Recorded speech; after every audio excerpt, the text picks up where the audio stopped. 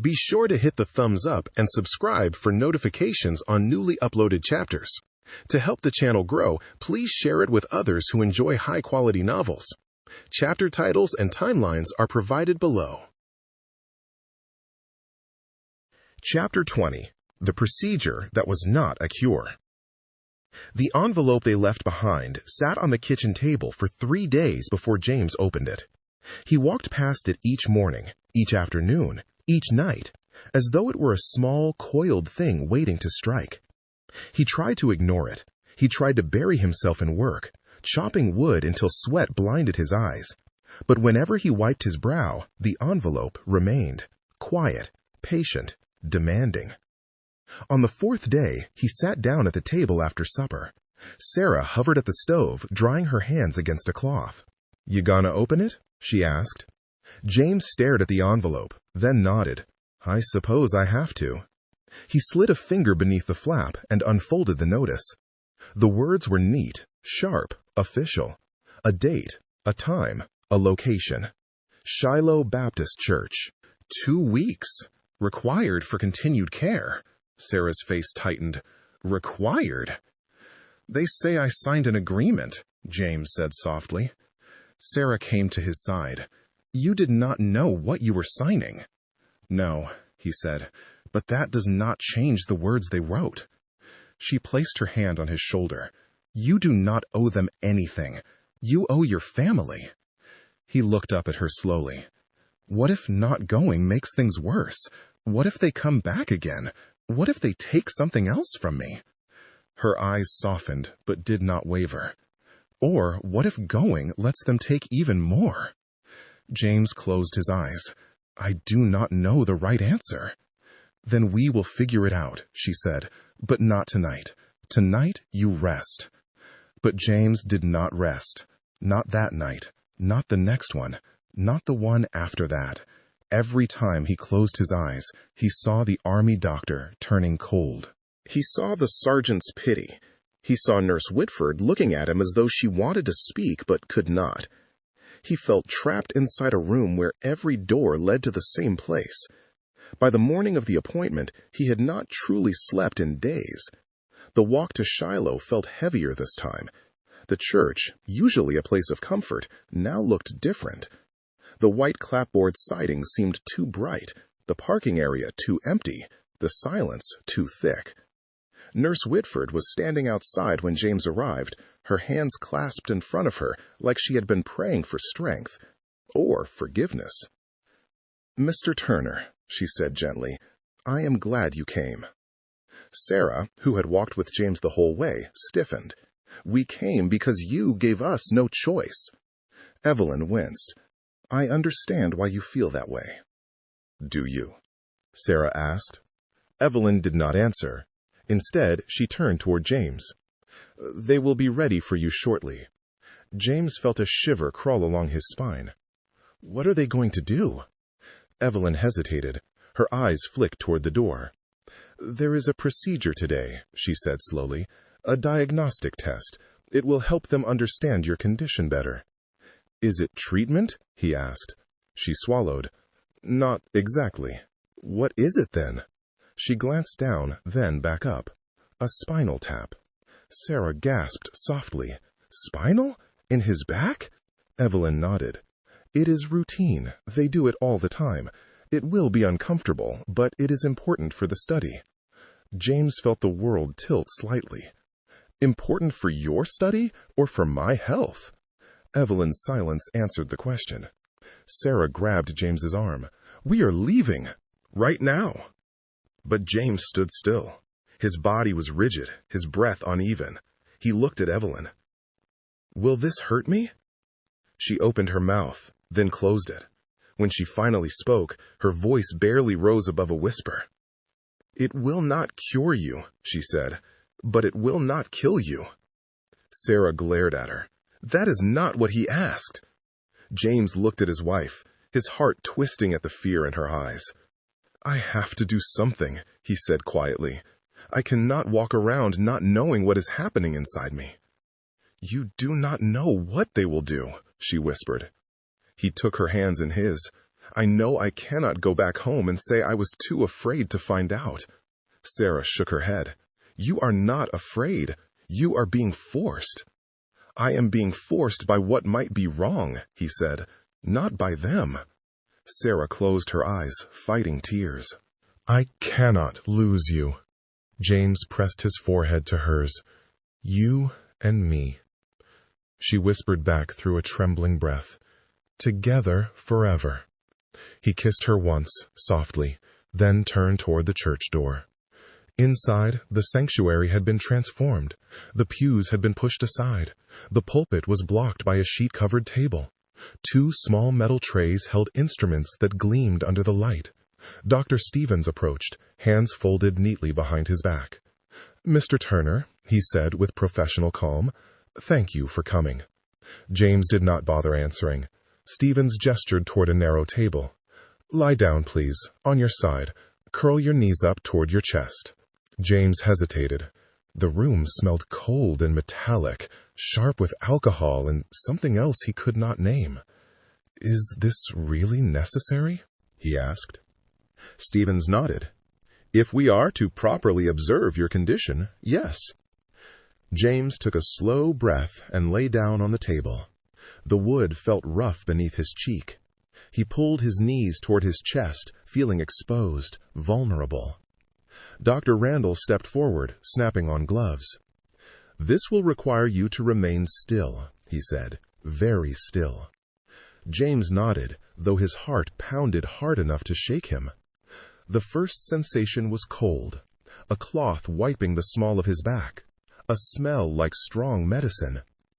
"You will feel pressure," Randall said. "Do not move." James exhaled slowly, his breath shaking.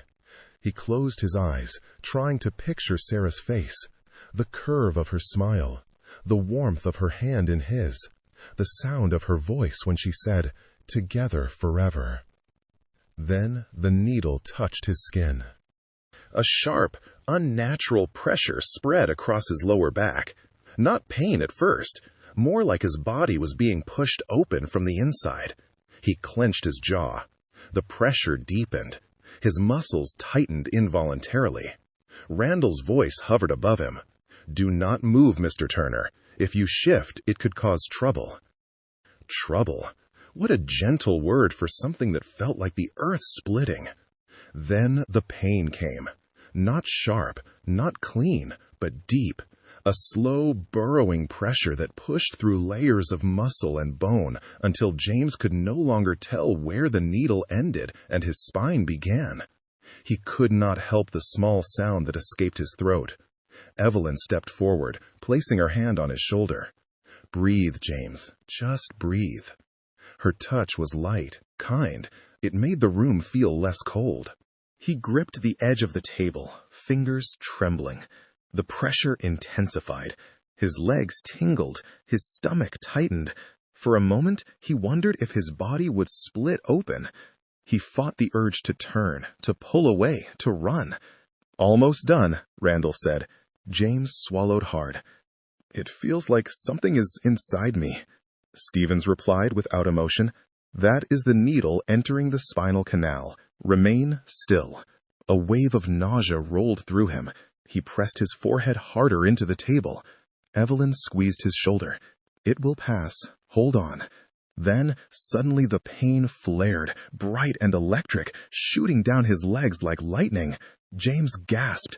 His body jerked before he could stop it. Randall hissed, "Do not move." Evelyn leaned close. "James, stay with me. Stay still. You are almost there."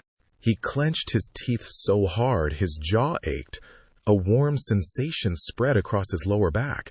His legs twitched involuntarily. He felt something inside him release, like a tight knot coming undone in the wrong direction. Then, finally, the pressure eased. The needle slid free. James's breath came in sharp bursts. Sweat clung to his forehead. "All done," Randall said, stepping back with the same detachment he might use to discuss weather. "We will observe your response over the next few days." James slowly uncurled, every muscle shaking. He swung his legs off the table and sat upright, though it took all his strength. Evelyn handed him a cloth. "You did well." He did not feel well. He felt invaded, altered, diminished. Dr. Stevens handed him an envelope. "Your stipend," he said. "Please return the same time next month." James looked at him, stunned. "Next month?" His voice cracked. "This happens again?" "Possibly," Stevens said, "depending on what we observe." James stared at him, at the instruments, at the table, at the room that should have been a place of worship. "This is not treatment," he said softly. "This is something else." Stevens offered a thin smile. "Think of it as contribution. You are helping to shape the future of medicine." James swallowed the bitter taste rising in his throat. "At what cost?" The doctor did not answer. Outside, Sarah was pacing near the steps, her hands twisting the hem of her apron. When James emerged, she rushed to him. "What did they do to you?" she cried. James leaned into her without meaning to, his legs still unsteady. "It hurt." She held him, trembling. "Let us go home." Nurse Whitford followed them out, her expression strained. She reached out as if wanting to touch his arm, then thought better of it. "Mr. Turner," she said quietly, "if you feel dizzy, numb, or fevered, let me know. I will come by." James looked at her, his voice raw. "Why?" Evelyn's eyes filled with something that looked like shame. "Because I care." Sarah stepped between them. "If you care, tell us the truth." Evelyn faltered. "I cannot." James turned away. "Then do not speak of caring." They walked home slowly, Sarah supporting him, Isaac running ahead, unaware of the shadows now gathering behind his father's eyes. When they reached the porch, James sank onto the steps, his breath still shallow, his back throbbing with a strange, deep ache. Sarah knelt in front of him. "We are never going back there again." James stared at his hands. "They will come for me." "Then I will stand in the doorway," she said fiercely. He looked up at her, his eyes clouded with something too dark to name. "I am afraid," he whispered. She cupped his face. "You and me." He gripped her wrists. "Together forever." But as the words left his mouth, a cold wind passed through the yard, rustling the leaves in a way that made him shiver. He did not tell Sarah that the pain in his spine had begun climbing upward, or that the world around him already seemed a little dimmer. Chapter 21. The Meeting Behind Closed Doors. The federal building in Montgomery did not look like a place where decisions about life and death were made.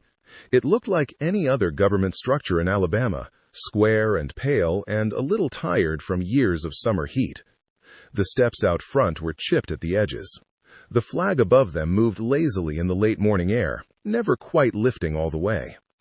Inside, the corridors smelled of paper, floor polish, and something faintly metallic that clung to the back of the throat. The walls were lined with framed notices and official seals that no one really read. Doors opened and closed with a steady rhythm. A typewriter clacked somewhere down the hall, like a small engine that never stopped.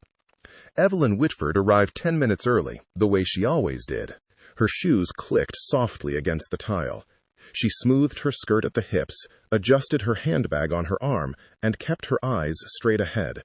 From the outside, she looked calm, even composed.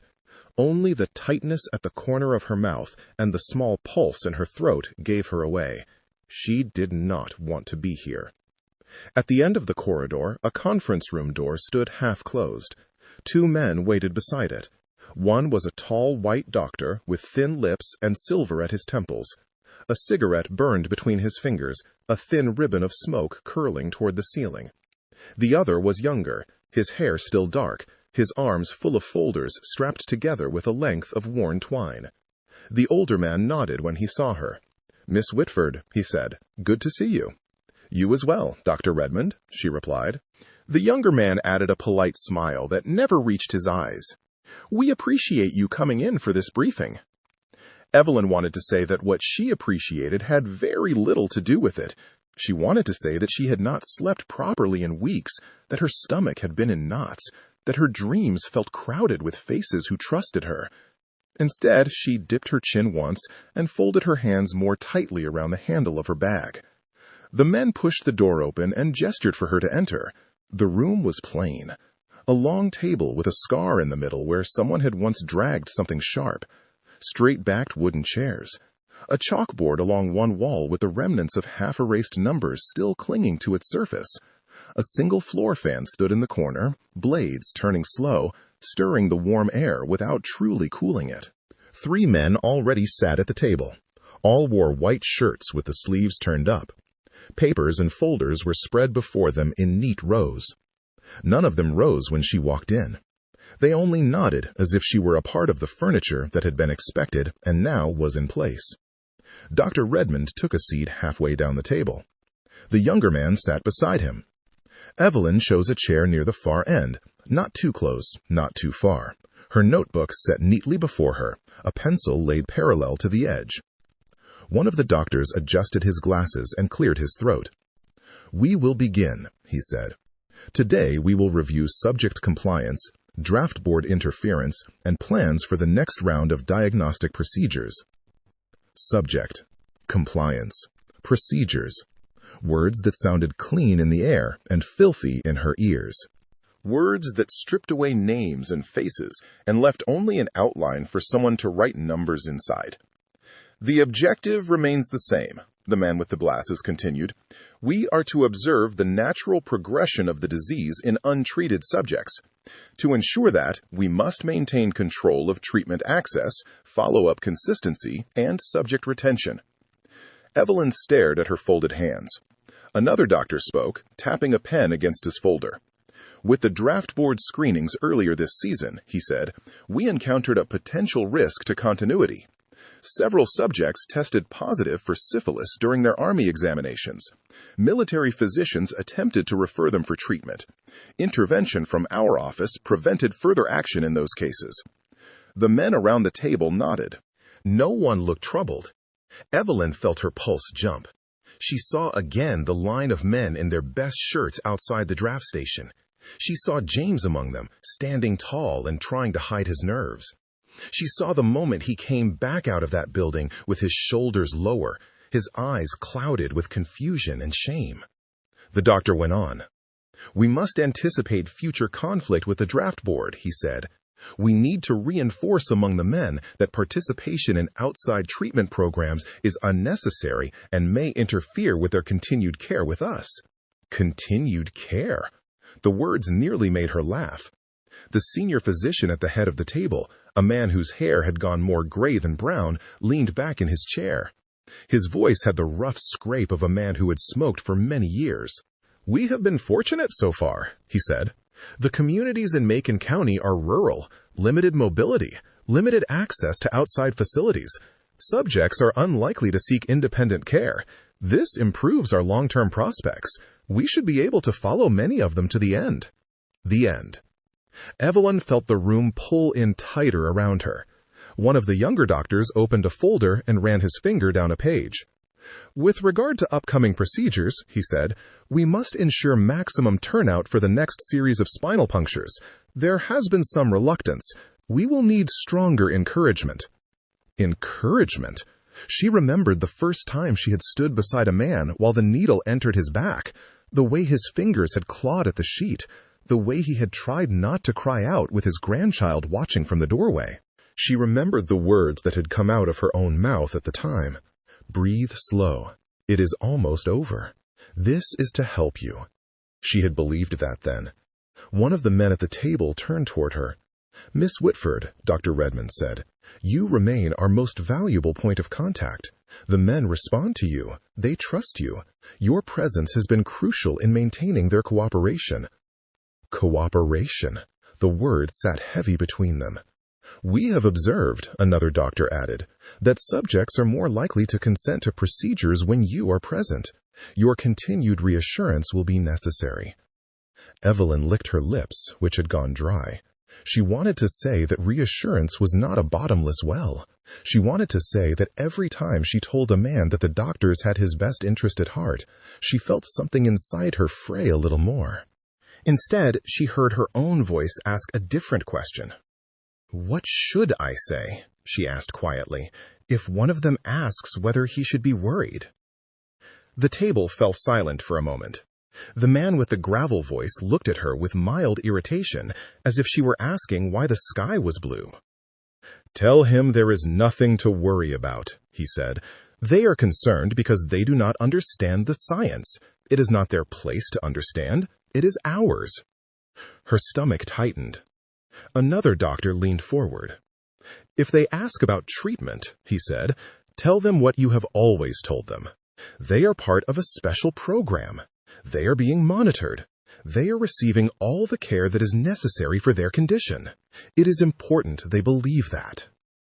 Important they believe. Not important it is true. Dr. Redmond watched her face. "You have concerns," he said. "I can see it." She straightened in her chair. "No, sir," she said quickly. "I am listening." He regarded her for a moment longer, then nodded as if satisfied. "We appreciate your continued cooperation," he said. They moved on to numbers, rates of return, follow-up schedules, projected years of observation. They spoke of men Evelyn knew by name as Subject 23, Subject 64, Subject 111. They talked about them the way farmers talked about crops and weather. If some failed to appear, they called it loss to follow-up. If others sickened more quickly than expected, they called it a valuable development. One of the younger doctors flipped to a new page. "Based on current patterns," he said, "we anticipate a significant proportion of subjects will reach tertiary phase within the next decade." He sounded pleased. Tertiary phase. Evelyn did not need a textbook to translate. Blindness, madness, organs failing one by one, limbs not answering, voices that no one else could hear, all of it written in a clean hand on neat forms. As the doctors talked, she saw James in her mind. She saw the way he had looked at her on the porch after the last visit. His eyes had held trust, but also something else. Doubt, quiet suspicion, fear. She thought of Sarah standing behind him, arms folded, jaw set, a woman who had been taught to trust the church and to tread carefully everywhere else. She thought of Isaac, peeking from around the doorframe, a child already learning that grown men sometimes lied. One of the men at the table cleared his throat. "Before we adjourn," he said, "we should discuss the role of local partners. The colored physicians and organizations in Macon County continue to be crucial. Their support allows us to operate without unnecessary resistance from the community." He checked a note in front of him. "The Macon County Medical Society remains cooperative. The Institute Hospital continues to provide space and legitimacy. We must make sure they feel valued and included in the scientific progress." Evelyn kept her gaze on the table. She knew some of those men. She had seen them in town, carrying black bags and tired shoulders, walking from one house to the next. She knew many of them believed they were helping their people by opening doors to research that had always shut them out. She also knew the full story had never been told to them either. The meeting wound toward its end. The doctors recapped dates and locations. The words flowed past her in a low murmur that no longer seemed attached to anything human. When they finally stood, chairs scraping against the floor, Evelyn rose carefully. Her legs felt hollow. "Thank you for your time, Miss Whitford," Dr. Redmond said, gathering his folders. "You are doing important work. History will remember it." She had no answer for that. She walked out into the hallway, feeling as if the air had grown thicker. The corridor seemed longer than before. The light from the tall windows felt strange on her skin. Outside, the sun was sharp and white. It struck her eyes and made her squint. She moved away from the steps and crossed to a small patch of shade beneath a sycamore tree at the far edge of the lot. Only when she reached the trunk did she allow her shoulders to sag. She leaned back against the rough bark and lifted a hand to her mouth. The first sob escaped before she could stop it. It was not loud. It did not draw attention. It came from somewhere deep and old, from every time she had stood between two worlds and tried to be loyal to both. Tears slid down her cheeks. She pressed her fingers against her lips to hold back the sound. Her body shook in small, contained tremors. She thought of Shiloh Baptist. She thought of the men lining up outside with hats in their hands. She thought of women pressing folded handkerchiefs into their palms for luck. She thought of elders blessing them in the yard. She thought of the way their faces had softened when they saw her arrive with the doctors. "Good," they would say. "Nurse Whitford is here. We know her. She is one of us."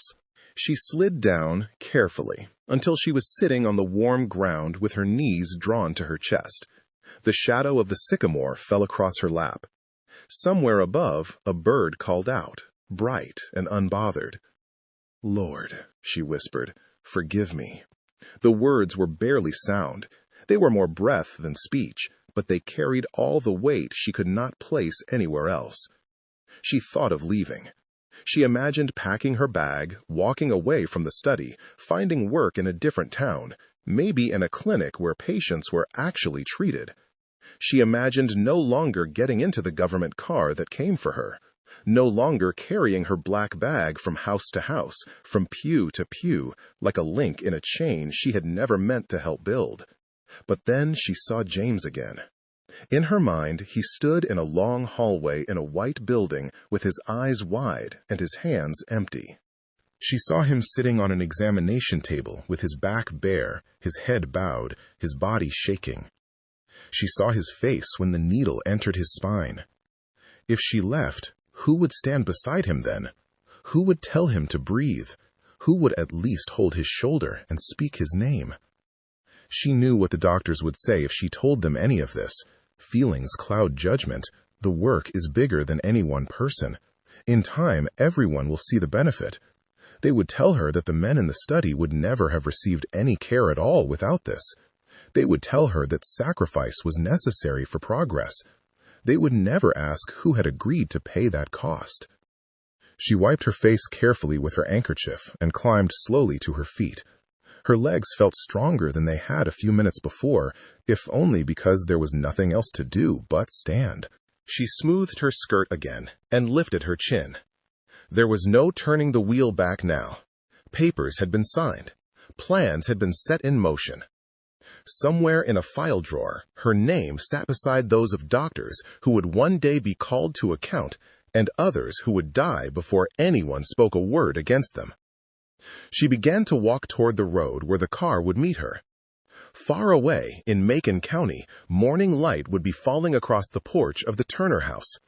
The day would be moving ahead there as if nothing had changed. But here, in this bright and quiet place, behind a door that no farmer or pulpwood cutter or church woman would ever see, the course of their lives had already been drawn in ink. Evelyn took a slow breath and whispered one more sentence, this time without moving her lips. "I will stay until I cannot bear it."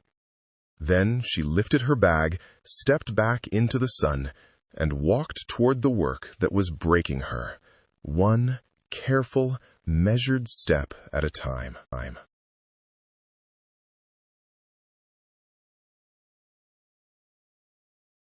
Chapter 22. The Days That Followed. James woke before the sun, long before the first rooster crowed or the first column of light spilled over the trees.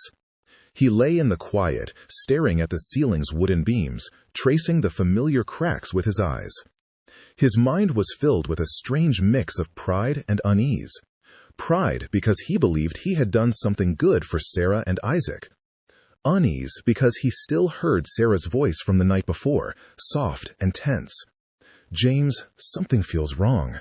James, please do not rush into this." Her words lingered like morning fog, thin and haunting. He turned his head and looked at her sleeping form beside him, the rise and fall of her chest gentle and steady. In the faint blue light that filtered through the cracks in the wall, she looked peaceful, as if the weight she carried had finally softened for a moment. He brushed a stray strand of hair from her forehead. She stirred slightly, but did not wake. For the first time in many days, she looked rested. He prayed that meant something. He prayed that the doctor's promises would bring her comfort too, not only him. Outside, the world slowly began to wake. A bird called from a nearby branch. Leaves rustled. A dog barked somewhere down the road. James rose quietly and dressed, moving with practiced care so as not to disturb Sarah. He stepped out into the morning air and breathed deeply. Today would be a long day. But, he told himself, a good one. Or at least he hoped. He walked toward the small shed behind the house to gather tools for the day's work. The dew on the grass soaked into his boots. As he bent down to pick up the axe, he felt a twinge in his back. He stretched slightly, then ignored it. There was always work to be done, and soreness was an old friend. From behind him, he heard footsteps on the porch. "Daddy!" He turned and saw Isaac standing barefoot on the top step, rubbing his eyes. "You are up early," James said, trying to smile. Isaac shrugged. "Mama said you left the bed cold again." James chuckled softly. "I got things on my mind, that is all." The boy wandered over and leaned against his father's leg. "Are the doctors really going to help everybody?" James hesitated. He wanted to answer quickly, with confidence, but something in Isaac's expression made him pause. Children could sense what adults tried to hide. He had learned that truth a long time ago. "Yes," James said finally, "that is what they told us. They want to make sure we stay healthy." Isaac nodded, satisfied for the moment. Children trusted what they were told. Adults did too, sometimes, even when they should not. "When do you have to go back?" Isaac asked. "Soon," James replied. "They said someone would come by to talk to everyone again." The boy nodded, then wrapped his arms around his father's waist. "If they make you better, I want them to make Mama better too." James swallowed. "We will see," he said quietly. "One thing at a time." Sarah stepped onto the porch, tying her robe around her waist. Her eyes were still puffy with sleep. She looked at James and Isaac together and smiled, but there was a shadow behind it. "Breakfast will be ready in a little while," she said. James nodded. "Be right in."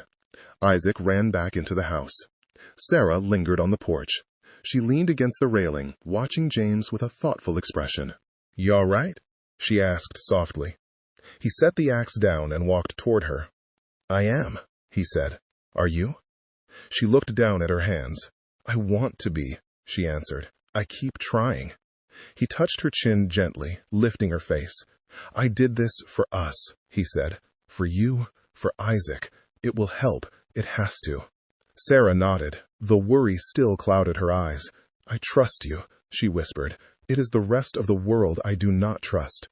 Later that morning, word spread quickly through the community that the doctors would be visiting again. A black sedan drove down the red clay roads, wheels kicking up dust, stopping at each home where the men had signed the papers. The car moved slowly, deliberately, as though the doctors believed hurrying might startle the very people they had deceived. James was repairing a fence post when he saw the vehicle approaching from a distance. He wiped sweat from his forehead and stood straight, waiting as it rolled to a stop in front of his home. A doctor stepped out, followed by a younger assistant holding a clipboard. Evelyn Whitford emerged from the other side of the car. Her face was calm on the surface, but her eyes held something troubled and far away, as though she was standing in two different worlds, and neither one felt steady beneath her feet. "Mornin', Mr. Turner," the doctor said amiably. "We just wanted to check in and gather a little more information. Standard follow-up." James nodded. "Mornin' to you." Evelyn stepped forward, her voice soft. "How are you feeling today, James?" He shrugged. "Same as always." Sarah appeared at the doorway, wiping her hands on her apron. Her expression stiffened when she saw the car. She came out to stand beside James, offering only a polite nod. "Mrs. Turner," Evelyn said gently, "we will not take up much of your time." Sarah's gaze moved to the doctor's hands, to the bag he carried. Her breath tightened. "What exactly do y'all need?" Sarah asked carefully. "Just a few questions," the doctor replied. "We want to make sure everything is in order as we move to the next phase of the program." "The next phase?" Sarah repeated, her voice low. James placed a hand on her back. "It is all right," he murmured. She said nothing, but James felt the tension ripple beneath his palm. Evelyn stepped forward before the doctor could speak again. "It is mostly observation," she said softly. "Nothing invasive today. We just need to speak with James privately for a few minutes, if that is all right." Sarah's jaw tightened. James looked between them, then nodded. "I can talk," he said. The doctor gestured toward the shade near the porch. "Shall we?" As they spoke, Sarah stayed near the doorway, her eyes following every movement. She could not hear the conversation, but she watched the doctor's posture, his gestures, the way he occasionally tapped his pen against the clipboard. She watched Evelyn's face most of all. Every time Evelyn looked toward her, the nurse quickly looked away. James answered the questions calmly. How had he been feeling? Any new discomfort? Any changes in appetite? Any concerns? "No," James said repeatedly. "Everything is fine." The doctor smiled. "That is good to hear." When the questioning ended, the doctor closed his folder. "We will be holding another clinic next week," he said. "We will need you to come by for additional tests. Nothing too demanding, just routine assessments." Sarah stepped forward. "Are these the same tests you did last time?" Evelyn jumped in gently. "Yes, ma'am, just routine." Sarah's eyes narrowed slightly. She felt something was being hidden, but she could not put her finger on it. The doctor continued speaking, but Sarah no longer heard the words. She watched Evelyn's hands, the slight tremor in her fingers, the way she held her bag too tightly. Sarah had always believed Evelyn to be honest, reliable, steady, but now she sensed something beneath the surface, some weight Evelyn was carrying alone. When the doctors returned to the car and drove off, James placed an arm around Sarah's waist. "You see," he said softly, "they are just checking in." Sarah leaned into him, but her body stayed tense. "I am trying, James," she whispered. "I am trying to believe all this is good." "I know," he said, "but things will get better. You will see." She did not answer. Later that afternoon, James walked to Mr. Henry's property to help him clear a fallen branch blocking the road. As he approached, he heard voices. A group of men had gathered outside Henry's shed, their conversation low and troubled. He slowed his steps. Henry saw him and waved him over.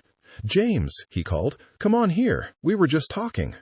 James joined the circle of men, many of whom had also signed the doctor's papers. "What is going on?" James asked. Henry sighed. "You hear about Willie Brooks?" James shook his head. "Saw the doctors again last week," Henry said. "Been hurting ever since. Says they poked him in the back with something fierce. Could hardly get out of bed the next day." Another man chimed in. "My cousin, too.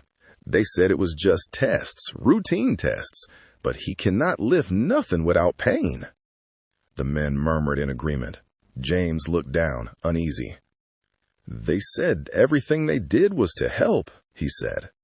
Henry shook his head. "Help do not usually hurt like that."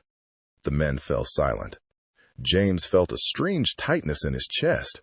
He wanted to dismiss their concerns, but doubt crept in like a cold draft. Finally he spoke. "I talked with the nurse today," he said quietly.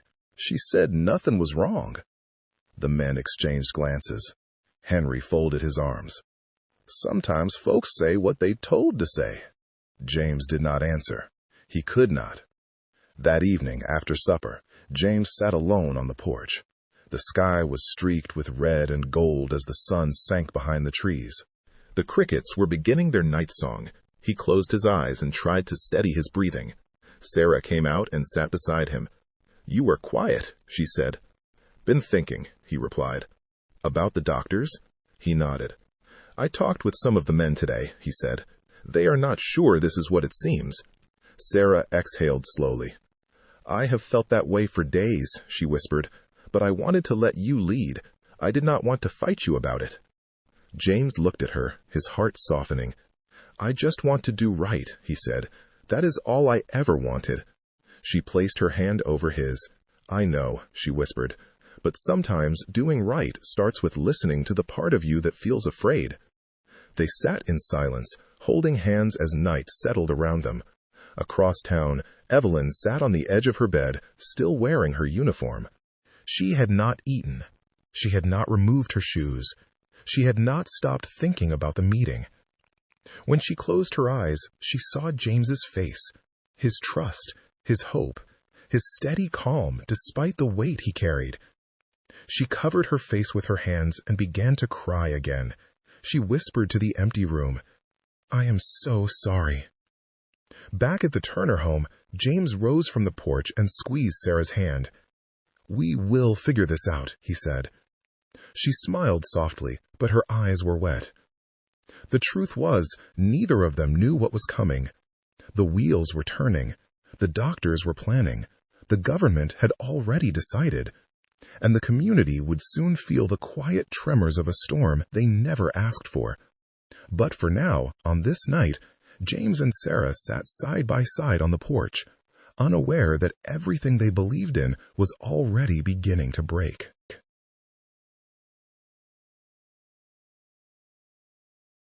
Chapter 23. Quiet Doubt, Loud Voices. The next morning, James woke with the sound of tapping on the window. It was not rain. It was the steady clatter of Mr. Anderson's mule cart rolling along the road outside. The wheels creaked, the mule snorted, and the rhythmic thumping of hoofs echoed like a slow warning in the early dawn.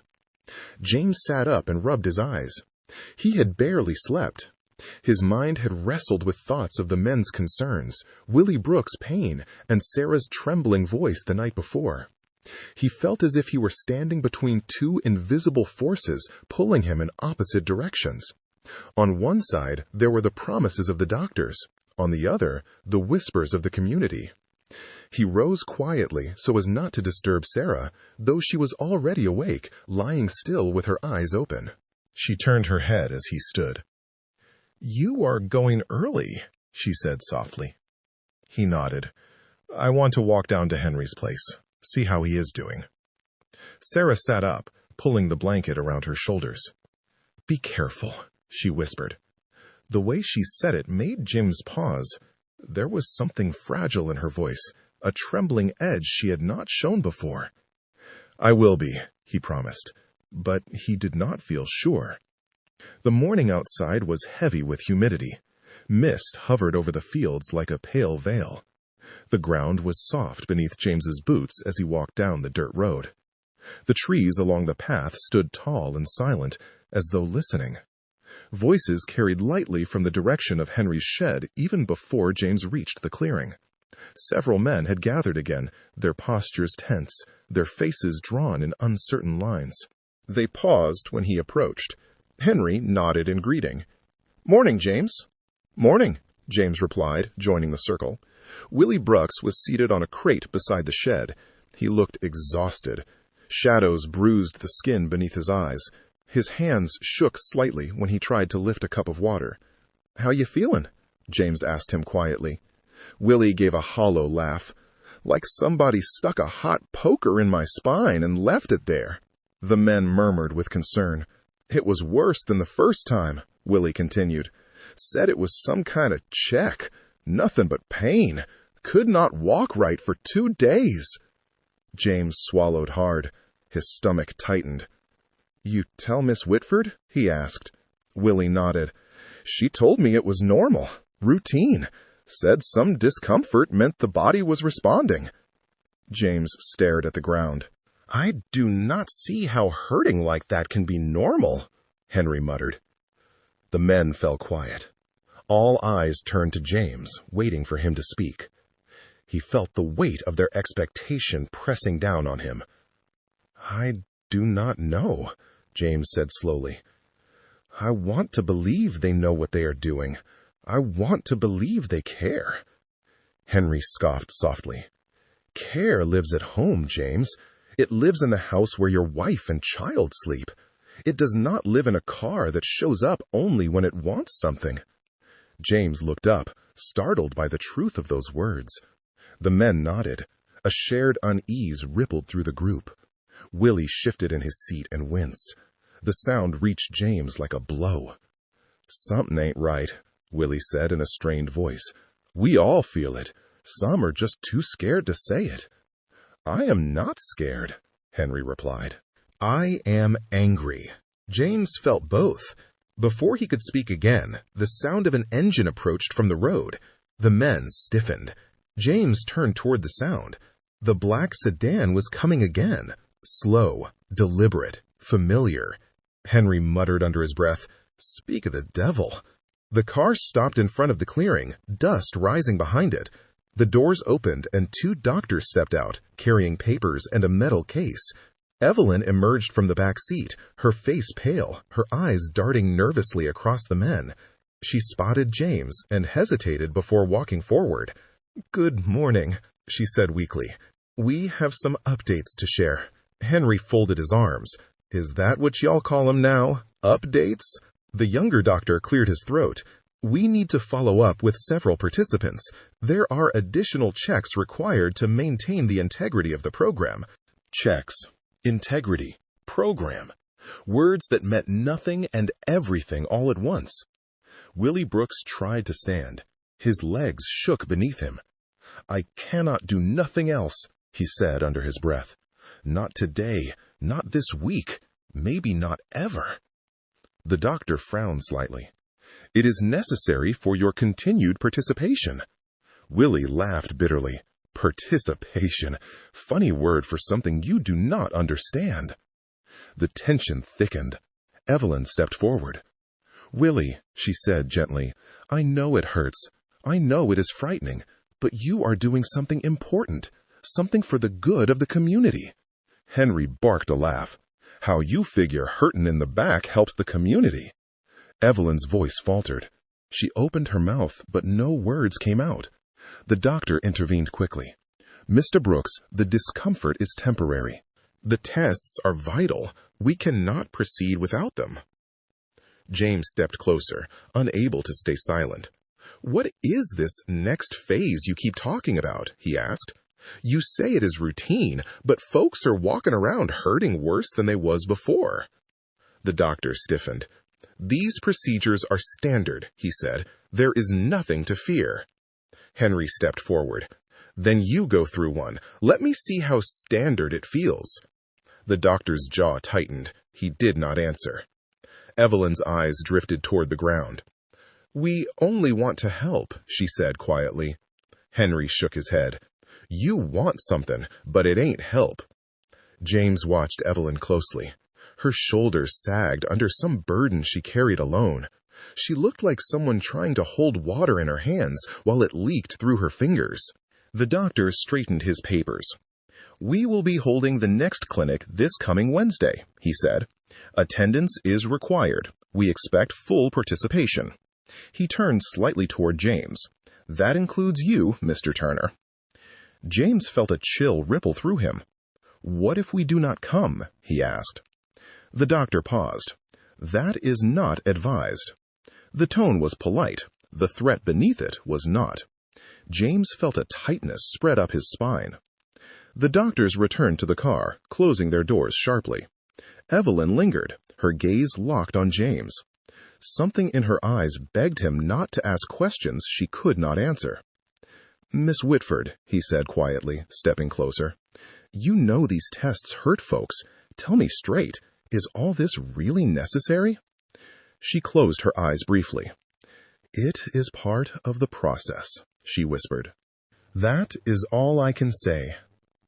"You can say more," he replied gently. "I know you can." Her lips trembled. "I cannot," she said. Then she turned and walked quickly back to the car. The engine started.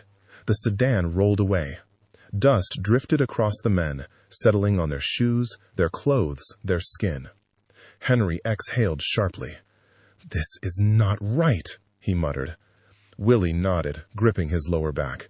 "No, it ain't." The men slowly dispersed, leaving James standing alone for a moment. He looked down the road where the car had disappeared. His heart beat unevenly. When he returned home, Sarah was sitting on the porch, braiding Ruthie's hair.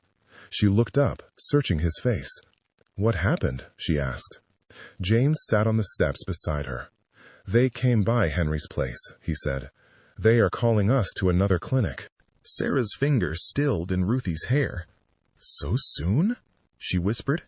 James nodded. "Wednesday." Ruthie looked between them with wide eyes. "Is Daddy sick?" Sarah forced a smile. "No, baby. Daddy is just getting looked after." But her voice wavered. James felt a knot tighten inside him. After Ruthie went inside, Sarah leaned closer. "I do not like this," she whispered. "I do not trust them." James reached for her hand, but could not bring himself to reassure her. Not this time. Something inside him had shifted. He no longer felt sure. That evening, as the sun dipped low, James sat with Sarah in the quiet of their bedroom. Ruthie was asleep. Isaac was staying with Elijah and Lily Mae for the night. The house felt still, as if listening. "James," Sarah said softly, "I need to ask you something." He turned toward her.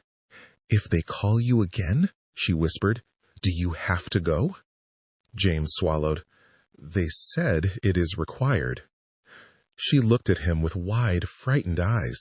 "Since when does help come with demands?" He felt his breath catch. She had spoken the truth he was afraid to say aloud. Across town, Evelyn Whitford sat at her kitchen table, staring at her untouched supper. Her hands shook. She whispered prayers she no longer felt reached heaven. Her mind replayed the meeting, the cold words, the silent calculations, the decisions cloaked in polite language. And James's face. Always James's face. She pressed her hands together and whispered into the quiet, "God, forgive me." Back in the Turner home, James finally lay beside Sarah. He did not sleep. He listened to her breathing, to the crackle of the cooling night, to the faint hum of wind through the trees. He felt the world shifting beneath them. The doctors were coming again. The community was afraid. The truth was hiding in the shadows. And for the first time since this all began, James felt genuinely afraid. Not of sickness, not of the unknown, but of the hands he had trusted.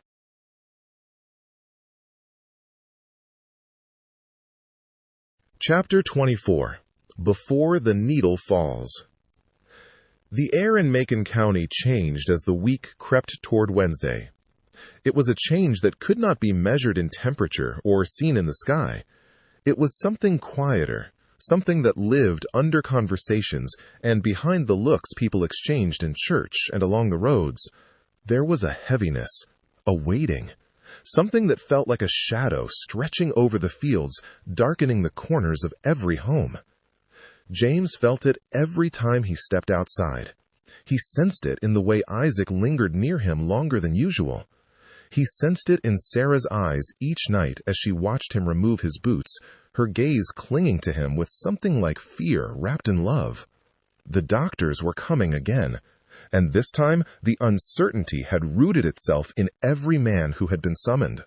On Monday morning, the sun rose behind low-lying clouds, painting the sky in muted shades of gray and pale gold. James made his way to the woodyard, his steps slower than usual. His father was already there, stacking freshly cut logs in neat, methodical rows. The older man's hands moved steadily, the rhythm of years etched into each motion. "You are late," his father said, without looking up. James set down his gloves. "Did not sleep well." His father grunted. "Worry does that to a man who lets it." James watched the older man for a long moment, studying the lines etched into his weathered face. His father had always been a man of few words, yet his silence could speak louder than a sermon. "You heard anything about Wednesday?" James asked as he lifted a log. His father paused. He glanced over his shoulder, his eyes narrowing slightly. "I heard. What you think about it?" The older man snorted. "I think if something is free, it usually costs you more than you can afford." James swallowed. The words hit something deep inside him. His father set a log on the stack, then another. Why they need your men back again so soon? Thought all that poking and prodding they did last month was enough. They said it as a follow-up. Follow-up, his father repeated, shaking his head. A man's body ain't a field you walk through every time you please. James stood quietly, unsure how to respond. His father finally turned fully to him. You do not have to go, you know. You are grown now, not some boy who follows anybody who tells him to. James stared down at his boots. They said it is required. A flicker of something, anger or worry, crossed his father's eyes. By who? He asked. Government comes knocking only when it wants something. Never comes to help folks like us without taking something in return. James felt the truth of those words settle into him like a stone. His father stepped closer. You are my son, he said. I watched you swing an axe when you were barely big enough to lift it. You do not owe those people nothing. Your duty is here. To Sarah, to that boy, to the life you are building. James nodded, but inside him a storm brewed. Because part of him still wanted to believe the doctors meant well, that Evelyn's soft voice and familiar face were something solid to hold on to. He wanted to believe help could exist without hidden intentions. But the other part, the louder part, was telling him something was deeply wrong. That afternoon, James walked into town to buy flour and kerosene. He spotted Lily May sitting on her porch with her youngest daughter. She waved him over with a small smile that did not reach her eyes. You heard from Henry? She asked, the moment he stepped close. Yes, he said. He got the same notice as the rest of us. Lily May sighed and pulled her daughter closer. He is not doing well, James. He says his bones hurt, says his head feels stuffed with cotton, and he has a rash now. James felt a cold shiver move down his spine. Has he seen a doctor? Her eyes widened slightly. He is scared too. They sat in silence for a moment. The wind rustled the leaves of the magnolia tree overhead. You going on Wednesday? She asked softly. James hesitated. I do not know. Lily May nodded as if she expected that answer. I told Henry he should not go, she said. Told him something is wrong with all this, but he keeps saying that Miss Whitford told him it is important, that she would not lie. James's chest tightened. He had said the same thing once, over and over. He had defended the doctors and Evelyn to men who had doubted. Now he was not so sure. James, Lily May whispered, you be careful. I feel something coming, something dark. He nodded slowly. I know. That evening, the Turners ate supper in unusual silence. Sarah stirred her stew absent-mindedly, not tasting it. Isaac poked at his cornbread, watching his parents with curious, worried eyes. Ruthie ate quietly, humming under her breath, oblivious to the heaviness in the room. After supper, Sarah stood at the sink washing dishes. Steam rose from the basin. James stepped behind her, placing a hand on her lower back. You are quiet tonight, he said gently. She wiped her hands on a towel and faced him. I am thinking, she said. About Wednesday? About a lot, she whispered. She moved closer, resting her forehead against his chest. He wrapped his arms around her and felt how tightly she clung to him. I keep thinking, she murmured, if something happens to you, what will we do? What will happen to this home, to our children? James held her tighter as fear pressed against him. I am not planning to let nothing happen to me, he said softly. But you cannot stop something you do not understand, she replied. And I do not trust them anymore, James. I trusted at first. I believed people came to help. But I do not feel that now. He kissed her forehead. I know. She looked up at him, her eyes bright with unshed tears. Do not go, she whispered. James closed his eyes. The words pierced him. He wanted to say he would stay home, that he would protect his family by avoiding whatever lay ahead. But the memory of the doctor's voice echoed in his mind. Required, not advised. Important. There were consequences he did not fully understand. I will think about it, James said. Sarah nodded, but disappointment flickered across her face. I want to believe you, she said softly. That night, James could not sleep. He lay next to Sarah, listening to her steady breaths, staring at the ceiling while the moonlight cast pale streaks across the room. Every sound outside made him tense.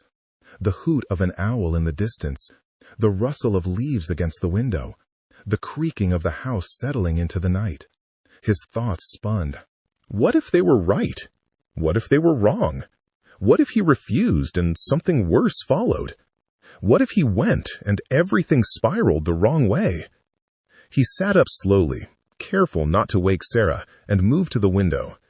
He looked out at the fields, the moon hanging low in the sky, casting silver light across the land. He remembered his father's words. He remembered Henry's warnings. He remembered Willie's pain. He remembered the trembling look in Evelyn's eyes. Fear pulsed in him like a slow drumbeat. The next morning, James went to Shiloh Baptist. He walked in quietly and sat in the back pew, the smell of polished wood and aging hymnals filling the air. Light streamed through the stained glass windows, casting colorful patches across the floor.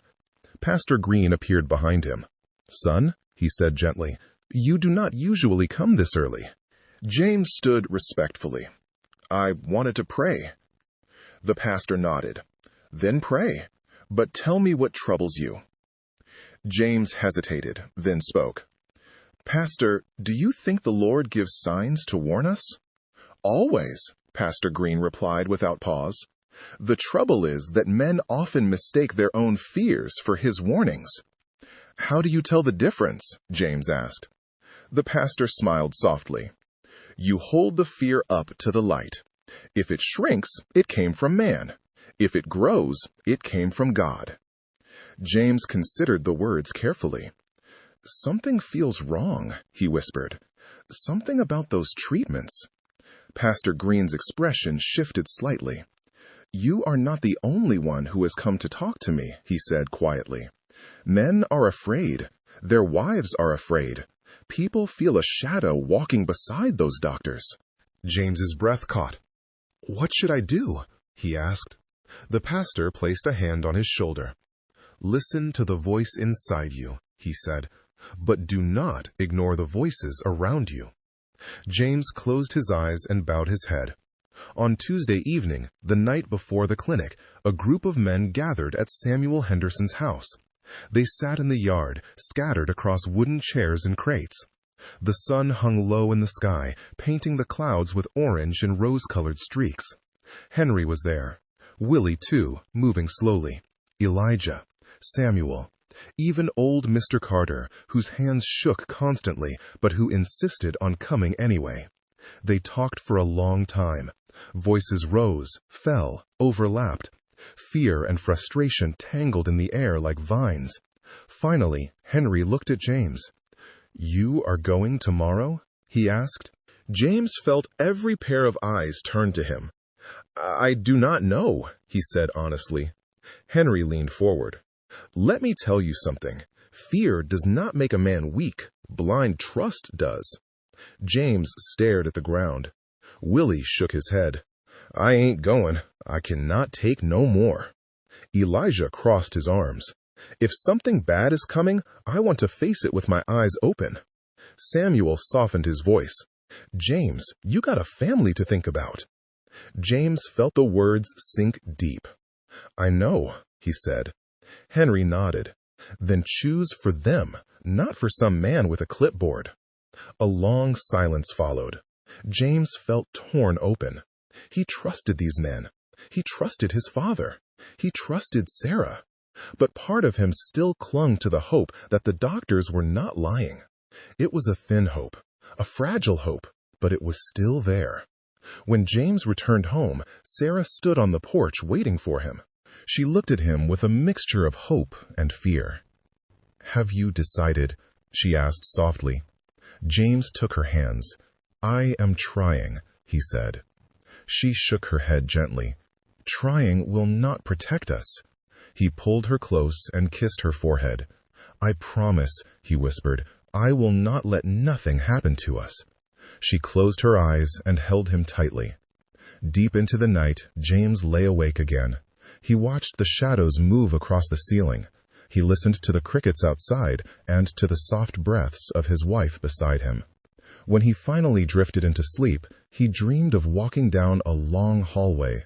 The lights flickered above him. Doors lined the walls, all closed. A figure stood at the end of the hall, calling his name. He tried to walk toward it, but the floor beneath him shifted like sand. The hallway stretched longer and longer. His legs grew heavier. The figure disappeared. When he woke, sweat dampened his forehead. It was Wednesday, clinic day, and for the first time, James felt genuinely paralyzed, not by sickness, but by the terrifying possibility that whatever came next could change everything forever.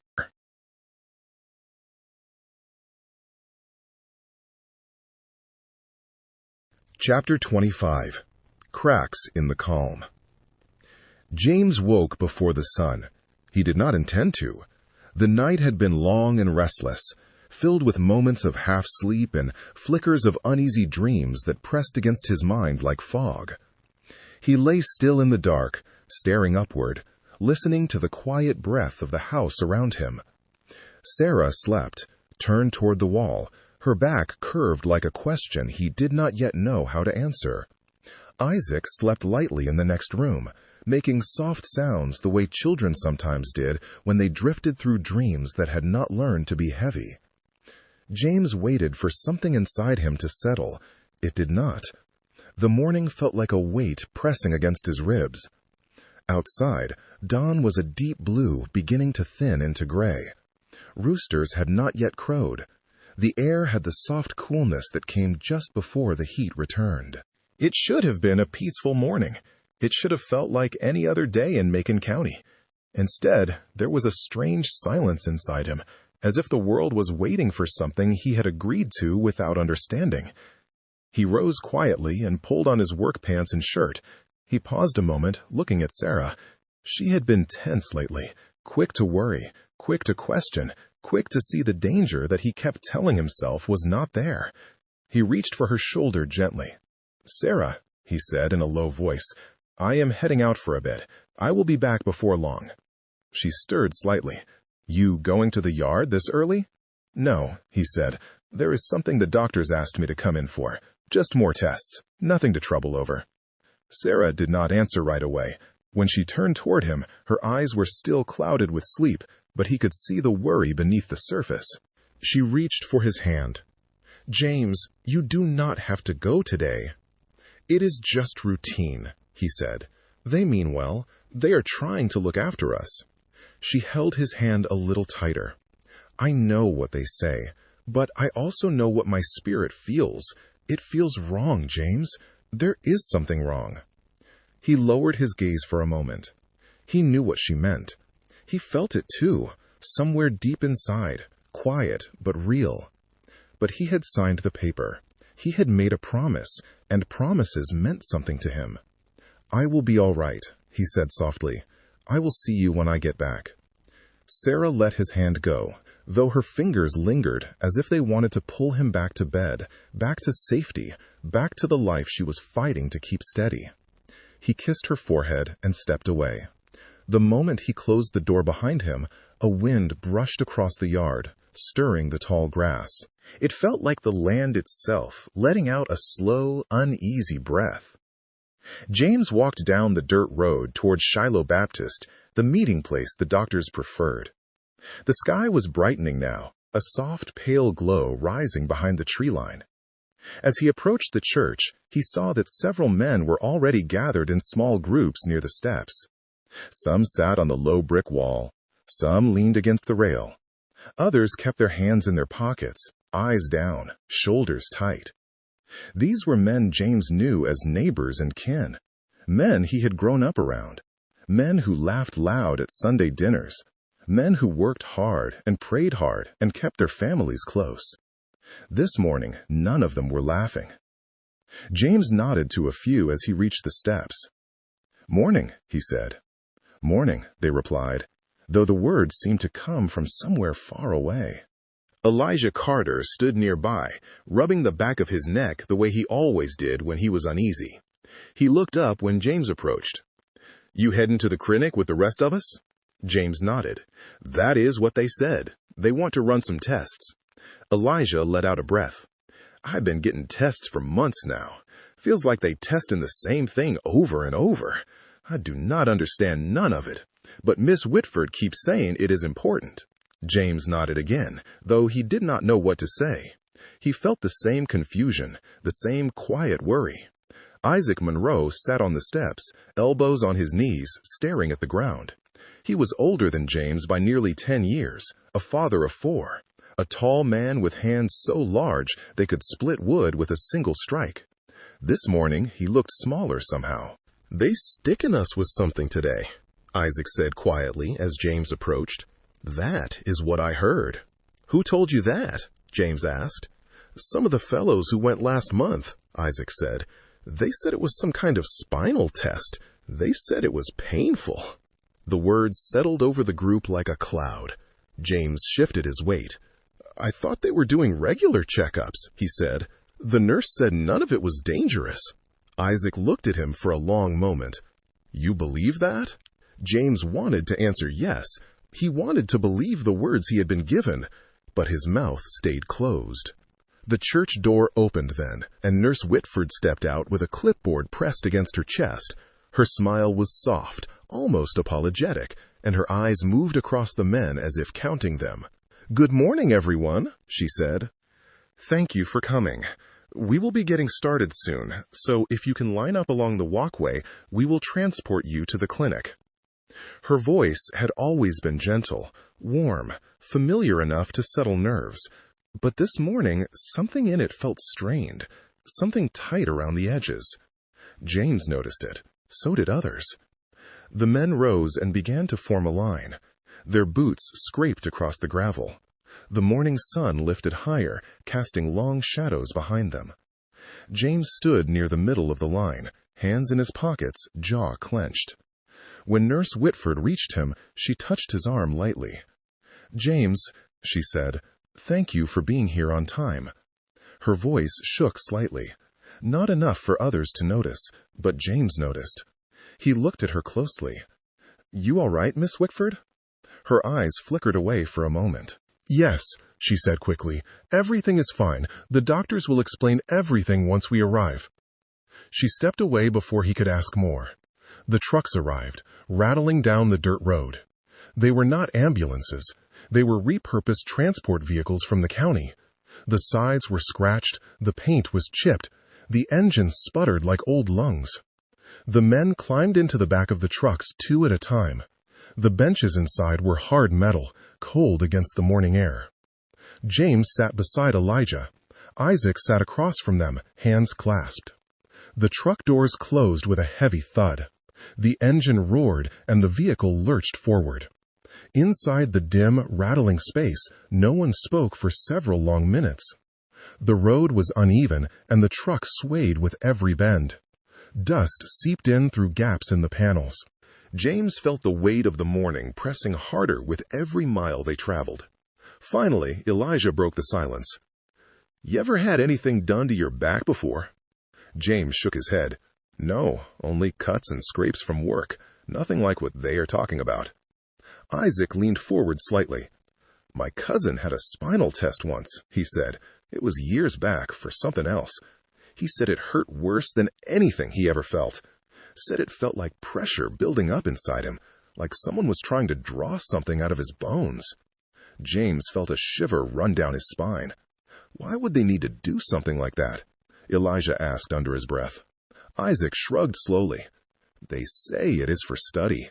They say it helps them understand things." James stared at the metal floor of the truck. Understand things.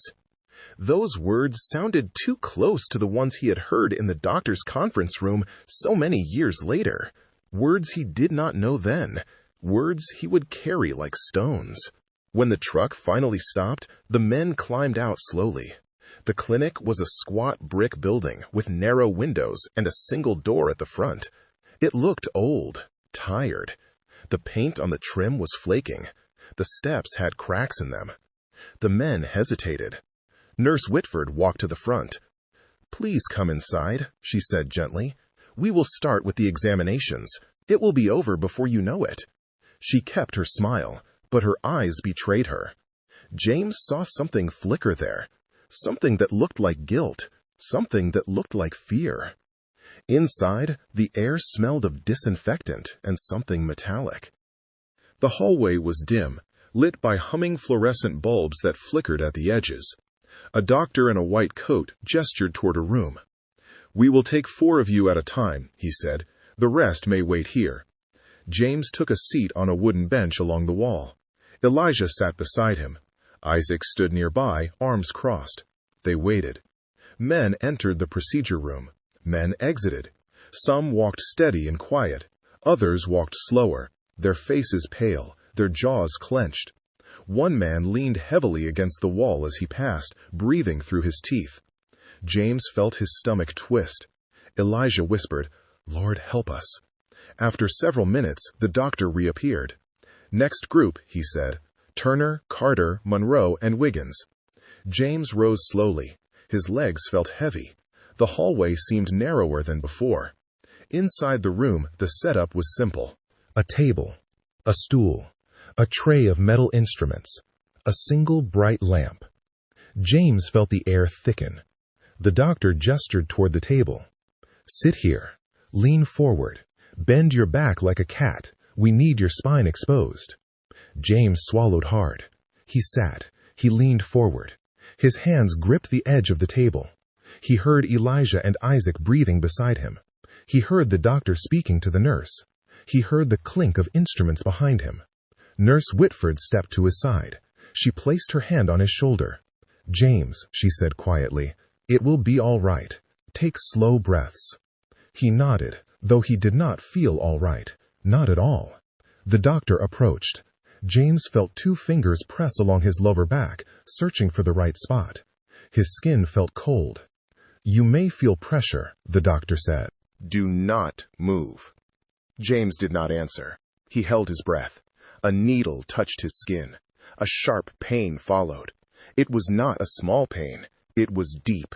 It pushed into him like something heavy, something that did not belong inside a human body. James clenched his jaw, his eyes squeezed shut, his breath caught. The pressure grew stronger.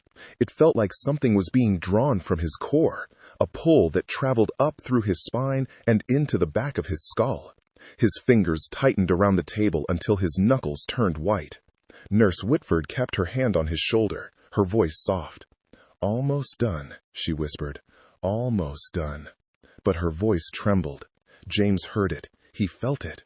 He knew something inside her was breaking. The doctor continued his work. Every second stretched long and thin. James felt sweat forming along his hairline. When the needle finally withdrew, his body sagged with relief. But the relief was fleeting. A wave of dizziness washed over him, followed by a heavy ache spreading across his lower back. "You may stand," the doctor said. "Move slowly." James tried. His legs felt weak. Nurse Whitford helped steady him. He stood, breathing carefully. Elijah walked past him, face pale and drawn. Isaac followed, his jaw clenched tight. The nurse looked at James for a long moment. "You did well," she said softly. James looked into her eyes. "Miss Whitford," he said quietly, "what is this for?" Her breath caught. She blinked. "It is for your care," she said. But the words were too quick, too thin, too fragile. He knew it then. He knew she was not telling him the truth. She knew it too. When he walked out of the clinic, the sunlight struck his face, too bright after the dim hallways. The other men were gathered outside, quiet and shaky. No one laughed. No one spoke loudly. Some stared at the ground. Others pressed their hands to their lower backs. A few whispered prayers. James stood among them, feeling the ache spread deeper into his bones. He looked at the clinic behind him. He looked at the men beside him. He looked toward the far road where the trucks waited. Something inside him shifted, something important, something he had ignored for too long. He did not speak it yet. He did not even know how to form it into words. But for the first time since signing that paper, he felt the truth rising inside him like a slow, steady tide. Something was wrong, terribly wrong. And whatever was happening here today was only the beginning.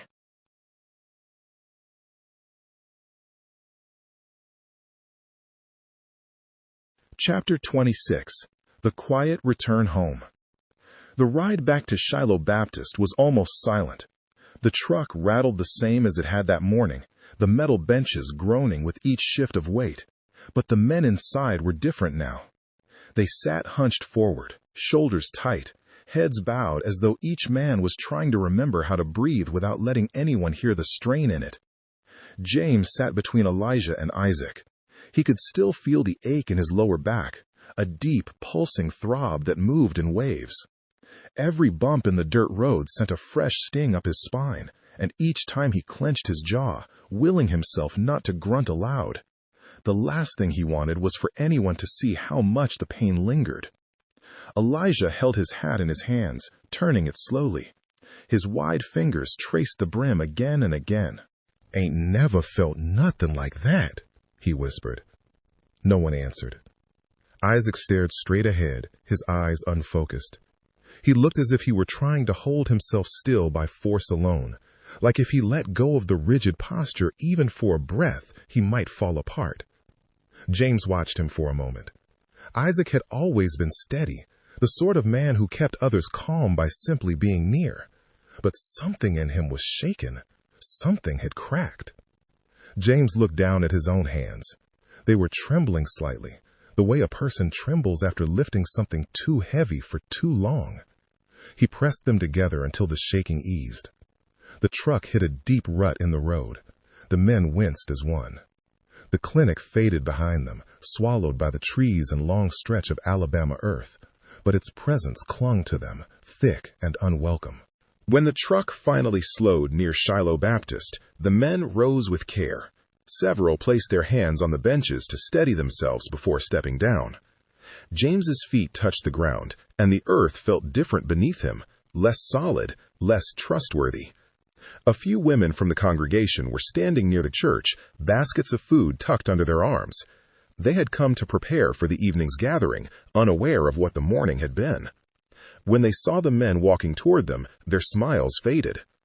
"You all look tired," one woman said gently. "Everything all right?" Isaac's wife stepped forward before he could answer. She saw his face, saw the tension in his shoulders, and her brow tightened. "What did they do to you?" she asked quietly. There was no accusation in her voice, only fear. Isaac tried to stand straighter. "Just tests," he said. "Routine tests." She did not look convinced. Elijah muttered something about needing to lie down and headed toward the road that led to his home. The others followed slowly, each man drifting back toward his own world with the ache of the clinic lodged deep inside him. James stood for a moment in front of Shiloh Baptist. The midday sun glowed on the white paint of the church siding. A warm breeze rustled the oak branches overhead. It should have been comforting. It should have reminded him of every Sunday morning he had walked up these steps with Sarah and Isaac at his side. But instead, he felt a hollow pressure growing inside his chest, a kind of quiet alarm that he could not yet name. He took a slow breath and started down the road toward home. The walk was longer than usual. Every step jarred his back, sending dull waves of pain through him. He tried to roll his shoulders, tried to relax into the rhythm of walking, but nothing eased the tension. His legs felt heavier, as if they were carrying something none of the men had understood they would be carrying. By the time his house came into view, his stomach had tightened into knots. Sarah was on the porch, sitting in her rocking chair with her hands folded in her lap. When she saw him, she stood immediately and came down the steps. "You are back later than I expected," she said. Her eyes moved over him, taking in the stiffness in his posture, the tightness in his jaw. She lifted a hand toward his face, brushing a bit of dust from his cheek. "They did something more than just tests," she said. Her voice trembled slightly. James swallowed. He wanted to reassure her the way he always did. He wanted to tell her that everything would be fine and that the doctors knew what they were doing, but the words refused to form. He felt like his mouth had forgotten the shape of comfort. "They took something from my back," he said finally. "Some kind of fluid. They called it a spinal test." Sarah inhaled sharply. "Did it hurt?" "Yes," James said simply. "More than I expected." She stepped back and pressed her hand against her chest. Fear darkened her features. "James, tell me why you went. Why would they need to take something from your spine? What are these doctors really doing?" He looked down at the porch boards. The wood was worn smooth by years of their footsteps. He traced the grain with his eyes, as if the answer might be carved there somewhere. "They said it was part of the study," he said. "Said it was necessary." "Necessary for what?" Sarah asked. He did not have an answer. Isaac had been waiting inside, listening from the window. He stepped onto the porch now, his face serious. "They did the same test to Daddy," he said, "and to Mr. Elijah, and to Mr. Isaac Monroe. All of them." Sarah looked between the two of them. "And none of you know what it was for?" James shook his head. Sarah's shoulders fell. She closed her eyes for a moment, as if praying silently for strength she feared she no longer had. When she opened them again, her gaze locked onto his. "James, I need you to hear me," she said quietly. "Something is wrong with this. I can feel it. I have felt it for months. I do not care how gentle Miss Whitford is, or how polite those doctors sound. Something is wrong." James looked at her, and for the first time since this all began, he did not try to argue. The words that normally rose to his tongue stayed silent. All he could offer was the truth he felt growing inside him. "I know," he said softly. Sarah stepped closer. "Then we need to be careful," she whispered. "We need to start asking questions." James nodded slowly, though worry pressed heavily against him. Asking questions meant stepping into something they were not meant to understand. The doctors had made that clear, even if they had never said it outright. Isaac reached for his father's hand. "Daddy," he said, "are you going back if they call again?" James looked down at his son. Isaac's eyes held something he had begun to see more often, a kind of early understanding, a quickening maturity born from worry. James knelt slowly, wincing as his back protested. "I do not know," he said honestly, "but I will not let anything happen to you or your mama. That is the truth." Isaac nodded. He slipped his small hand into his father's and held it tightly. Sarah stood beside them, her expression softening as she looked at her family gathered in the afternoon light. But even as she touched James's shoulder, her hand trembled. They entered the house together, the familiar warmth of their home wrapped around them, but something had changed. A quiet tension hung in the air, like a thread stretched thin between them all. James sat at the kitchen table. Sarah filled a basin with warm water and set it before him. "Let me clean your back," she said gently. He removed his shirt. The area around the puncture was red and swollen. Sarah pressed the cloth to it, her movements soft but precise. She tried not to let her breath catch, but James felt the tremor in her touch. "Does it hurt much?" she asked. "A little," he said, though it was far more than that. Sarah finished cleaning the area and sat beside him. "James," she said quietly, "do you think they know what they are doing? Truly know?" He stared at the table. "I thought so," he said. "I believed it. Miss Whitford seemed honest. The doctors acted sure of themselves. I figured if so many men in the county trusted them, we should too." Sarah looked down at her hands. "Sometimes people trust because they want to believe something good, not because it is true." The statement struck James in a way he had not expected. It lodged somewhere deep and uncomfortable. A knock came at the door just then. The sound made all three of them turn. James rose slowly, his back still aching. He opened the door to find Elijah standing on the porch, his face pale and drawn. "James," he said, Can we talk a minute?" James stepped aside. Elijah entered and removed his hat, holding it against his chest. "I cannot shake this feeling," Elijah said. "What they did today, it felt wrong. And some of the men were talking on their way home. Wiggins almost passed out. Monroe said he could not feel his legs for nearly 5 minutes. I do not know what they put in us or took from us, but I do not trust it." Sarah's expression hardened with vindication. "I told James the same," she said. "Something is happening, and none of you understand what it is." Elijah nodded. "I think we need to speak with the pastor," he said. "Maybe gather the men. Maybe ask more questions." James hesitated. The idea of questioning the doctors felt dangerous. They were government men, men with authority, men who recorded things in notebooks and spoke in long medical terms that made ordinary people feel small. But the memory of the clinic pressed against him again, the pain in his back, the tremor in Nurse Whitford's voice, the coldness in the doctor's eyes. He drew a slow breath. "All right," James said. "We will talk to Pastor Green. Not tonight, but soon." Elijah nodded with relief. "Good," he said. "I will tell the others." He left quietly. Isaac watched from the doorway of the living room. He had heard everything. James moved toward him. "You do not need to worry," he said gently. "Your mama and I will handle this."